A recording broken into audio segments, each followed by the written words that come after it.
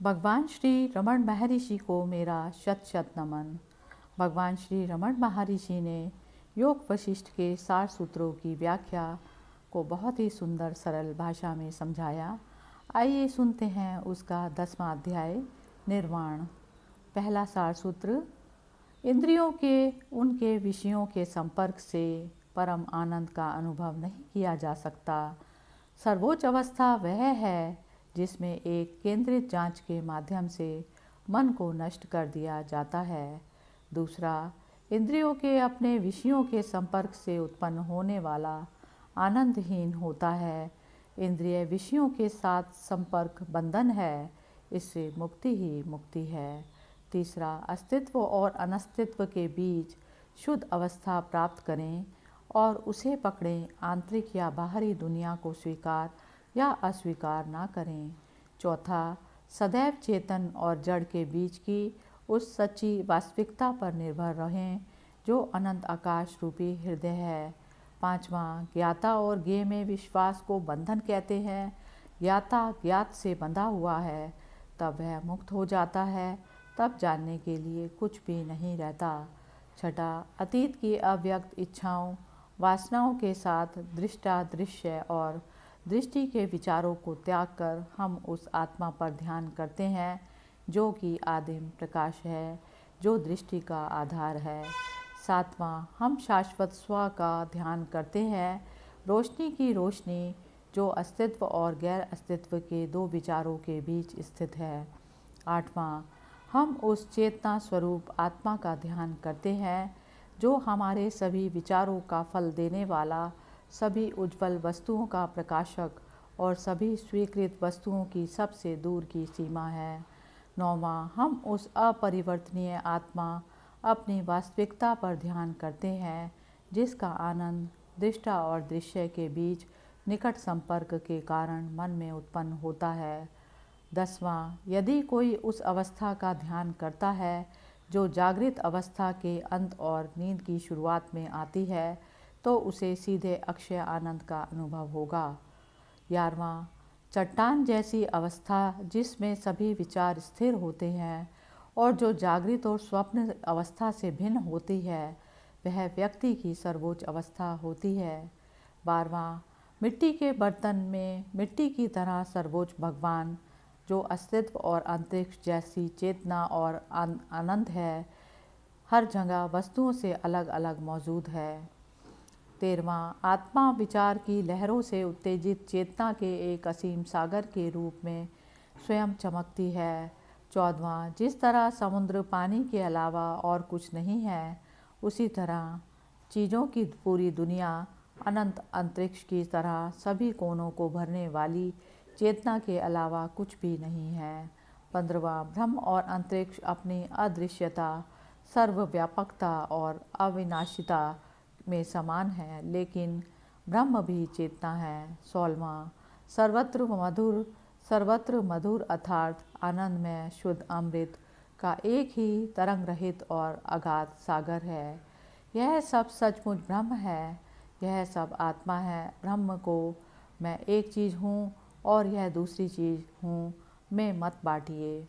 18वां, जैसे ही यह एहसास होता है कि ब्रह्म सर्वव्यापी और अविभाज्य है, तो यह विशाल संसार ही परम भगवान के रूप में पाया जाता है।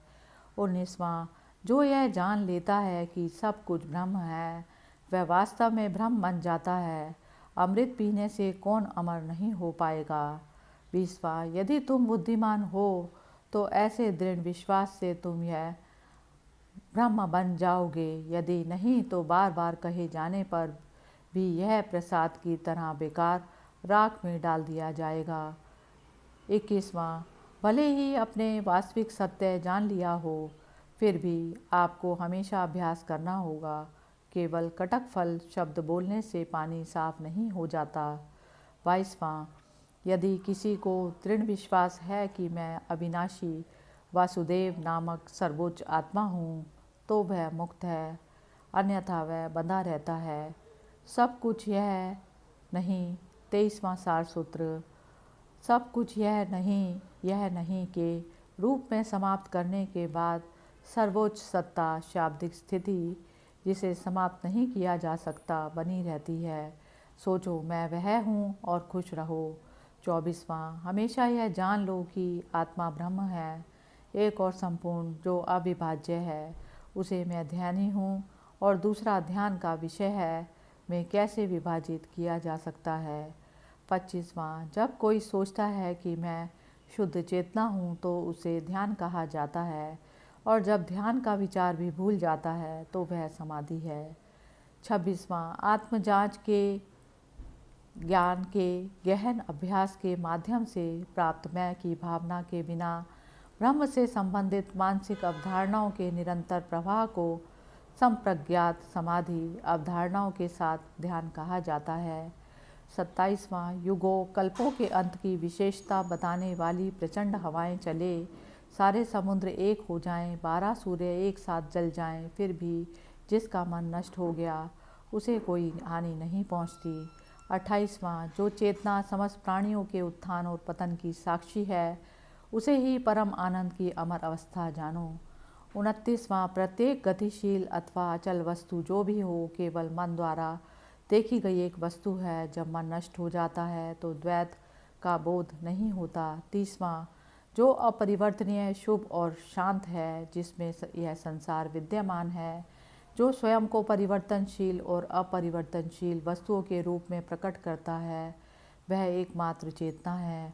31वां, सांप केंचुल को पहले तो अपना ही समझता है, परंतु जब एक बार बिल में छोड़ देता है तो फिर उसे अपना नहीं समझता। 32वां, जो अच्छे और बुरे दोनों को पार कर गया है, वह एक बच्चे की तरह पाप की भावना से निषिद्ध कार्यों से नहीं बचता, ना ही वह पुण्य की भावना से निर्धारित कार्य करता है। 33वां, जिस प्रकार एक मूर्ति एक खम्भे यानी ब्लॉक से निहित होती है, भले ही वह वास्तव में नक्काशीदार ना हो, उसी तरह दुनिया ब्रह्म में मौजूद है, इसलिए सर्वोच्च राज्य शून्य नहीं है। 34वां, जिस प्रकार एक स्तंभ को तब मूर्ति से रहित कहा जाता है जब उसे वास्तव में तराशा नहीं गया, उसी प्रकार ब्रह्म को तब शून्य कहा जाता है जब वह संसार की छाप से रहित होता है। 35वां, जिस प्रकार स्थिर जल में तरंगे होती है या नहीं होती, उसी प्रकार ब्रह्म में संसार समाहित है या नहीं, यह कहा जा सकता है। यह ना तो शून्य है और ना ही अस्तित्व। इस प्रकार योग वशिष्ठ का 10वां अध्याय समाप्त हुआ। हरि ओम तत्सत। 29वां, जागरूकता ही ब्रह्म है, संसार ब्रह्म है, विभिन्न तत्व ब्रह्म हैं, मैं ब्रह्म हूँ, मेरा शत्रु ब्रह्म है, मेरे मित्र और संबंधी ब्रह्म हैं। 30वां, चेतना और चेतना की वस्तु का विचार बंधन है, इससे मुक्ति ही मुक्ति है। चेतना, चेतना की वस्तु और बाकी सब कुछ स्वयं है, यह दर्शन की सभी प्रणालियों का सार है। 31वां, यहाँ केवल चेतना है, यह ब्रह्मांड चेतना के अलावा और कुछ भी नहीं। तुम चैतन्य हो, मैं चैतन्य हूँ, संसार चेतना है, यही निष्कर्ष है।